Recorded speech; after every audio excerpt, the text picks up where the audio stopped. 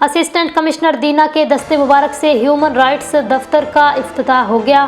مستحق افراد میں راشن تقسیم۔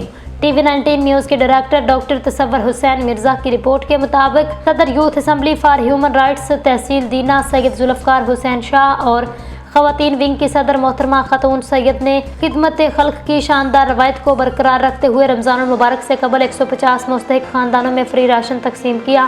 اسسٹنٹ کمشنر دینا صفا عبد نے بے حد مصروفیت کے باوجود اس چیریٹی ایونٹ میں شرکت کی۔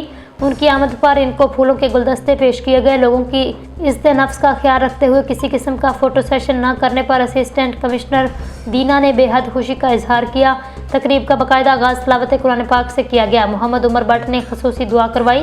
اس موقع پر assistant director social welfare and Bait Ul Mal Aleem Yousuf, chairman youth assembly for human rights Abdul Ghafoor Chauhan, vice chairman Chaudhry Faisal Amin, معروف سماجی شخصیت فیصل جاوید چودھری آف UK کے والد محترم طاہر جاوید چودھری اور دیگر معززین علاقہ نے بھی بڑی تعداد میں شرکت کی۔ اسسٹنٹ کمشنر دینا نے اپنے دستے مبارک سے ہیومن رائٹس کے دفتر کا بھی افتتاح کیا۔ میڈیا سے گفتگو کرتے ہوئے اسسٹنٹ کمشنر دینا نے قلبی ویلفیئر سوسائٹی کی خدمات کو سراہا۔ انہوں نے اس امید کا اظہار بھی کیا ضلع جہلم میں ہیومن رائٹس کی ٹیم انسانی حقوق کے ساتھ ساتھ خدمت خلق کا سلسلہ بھی جاری رکھے گی۔ علاقہ معززین نے بہت کم وقت میں دینا کے لیے بے حد خدمات سر انجام دینے پر اسسٹنٹ کمشنر دینا کا شکریہ ادا کیا۔